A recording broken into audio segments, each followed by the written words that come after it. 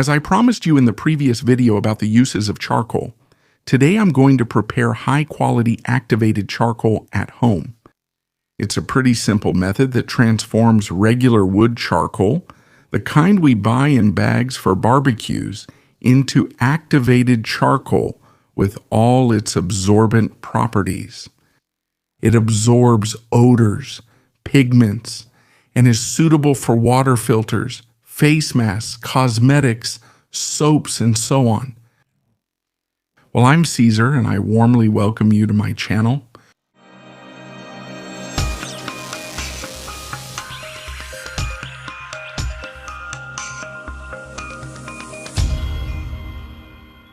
As I told you, I'm going to prepare this activated charcoal from store-bought charcoal. But well, if you are very meticulous and think that kind of charcoal contains some additives, you can make your own charcoal. By stacking firewood and covering it with soil or clay and lighting it so that it burns with a lack of oxygen without producing a flame. And, well, this process is called pyrolysis, and it's the one used to make charcoal, right? They have to be hardwoods, not too resinous, and above all, they shouldn't have any kind of paint on them. I'm using store-bought charcoal, as I said, and won't discuss it further. I'm going to prepare about 200 grams of activated charcoal. For this, I'm going to take about 300 or 400 grams of charcoal. Since some of it will be lost in the process, and I'm going to grind it. We can do it with a mortar, or with a hammer, or with a blender, like I'm doing, right? Testing my luck. I hope I don't get caught. I'll have to wash it. It has to look like this. As you can see, a kind of coarse powder, and once we have it ground, now we're going to prepare the solution. This will open the pores of regular charcoal to increase its surface area thousands of times more than when it's just regular charcoal. For this, we're going to use a chemical product. This product is called calcium chloride. It's very common and inexpensive. We can get it at any chemical supply store or on Mercado Libre. This 1 kilogram bag cost me 4,000 Argentine pesos, which is about $3. And with it, you can make several kilos of activated charcoal. We will also need rainwater or demineralized water. What we're going to do is add the calcium chloride as follows. 1 part calcium chloride flakes and 2 parts demineralized or rainwater. Okay, I'm going to fill up to here, up to 100 on the rice measuring cup of calcium chloride and 200 milliliters of water.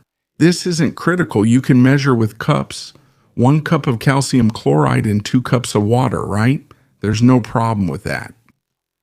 For this process, you do need to wear latex gloves and goggles because the product is somewhat caustic, and also this reaction produces heat.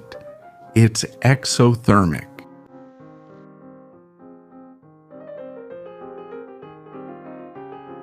All right, once it has completely dissolved, we put the ground charcoal in a container and add the calcium chloride solution to it. We are going to mix until a charcoal paste is formed. Notice that it should be completely soaked, right? We're going to let this mixture rest for at least 24 hours.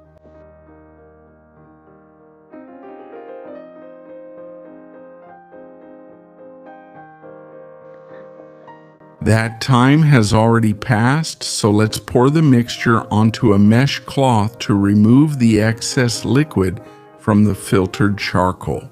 We're going to spread it out on a piece of cardboard, and you can leave it in the sun so it dries more quickly.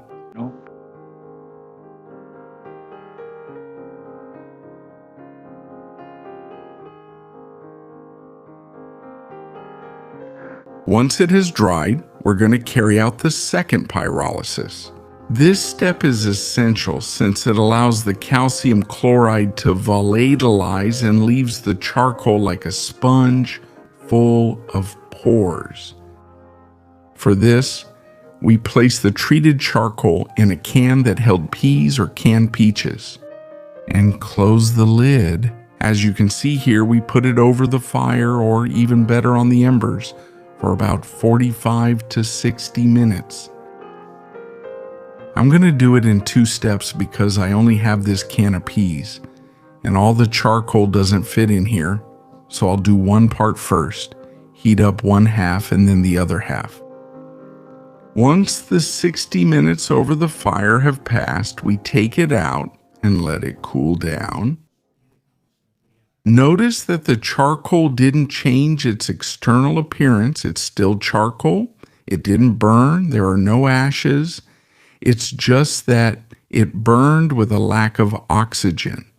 In that process, which is called pyrolysis, all it did was volatilize all the calcium chloride and any water that might have remained, right?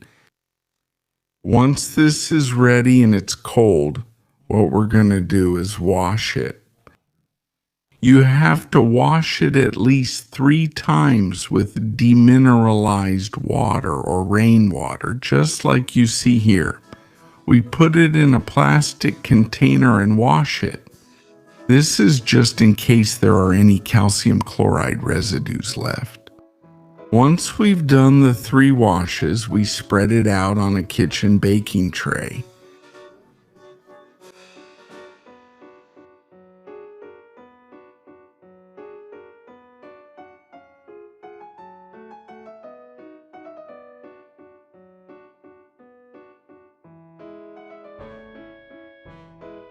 All right, here I've also spread out the second batch of charcoal, and we're going to put it in the kitchen oven at 200 degrees for half an hour or a little less. When you see that the charcoal is completely dry, you can take it out.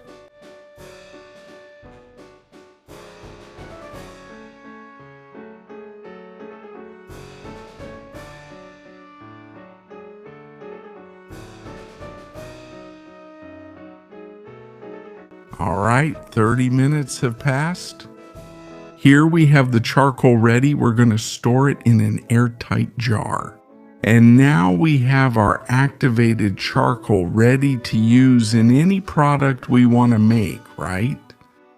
But first, let's see if this activated charcoal we made is really good quality or if it's garbage. I don't think so. I hope not. Let's see if the test works. For this, to do the test, what we can use is methylene blue. Also, if you don't have methylene blue, you can use India ink. It's the same. We prepare a diluted solution by putting a pinch of methylene blue in a glass of water.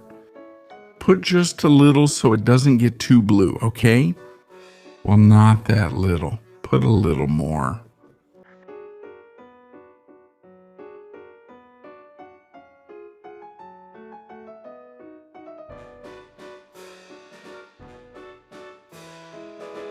All right, there it is. See? Now, since we have the methylene blue solution ready, we add an aliquot of the same solution.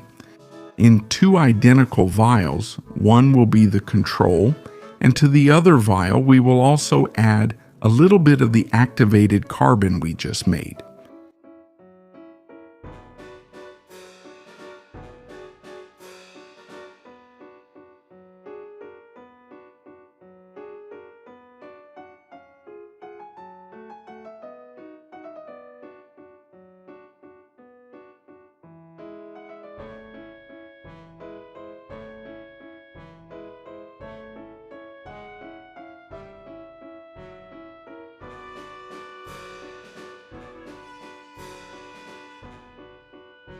We shake it well. We let it sit for a few minutes.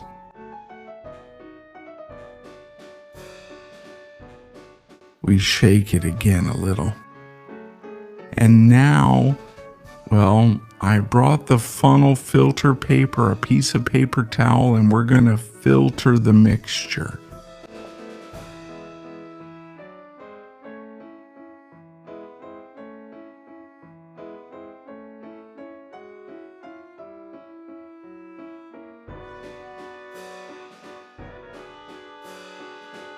Impressive, right? Well, you saw it wasn't a big deal. It turned out well. See how the activated charcoal absorbed the pigments? The treated aliquot is almost colorless. Here you can see the difference between the control and the treated one, right? Impressive. It works very, very well. And well, now we have proof that the activated charcoal is of very good quality. I hope this little lab experiment, kind of done in the kitchen, was useful for you so you can make your own high-quality activated charcoal. If you liked it or found it useful, give it a like and share it on your social networks. It helps me a lot. If you're not subscribed, I invite you to subscribe right now and hit the bell so you get notifications when I upload new content. You can also join, and in that case, I'll add you to a WhatsApp group where the premium members are. And attention, premium members, channel members, check out the channel members tab to participate in the giveaway from the Pinsef or Geiger counter. This Sunday, I'm going to do it live, only for members, and I'm going to hold the giveaway, and well, let's see who I send it to. Thank you for watching the video and see you next time. Goodbye, God willing.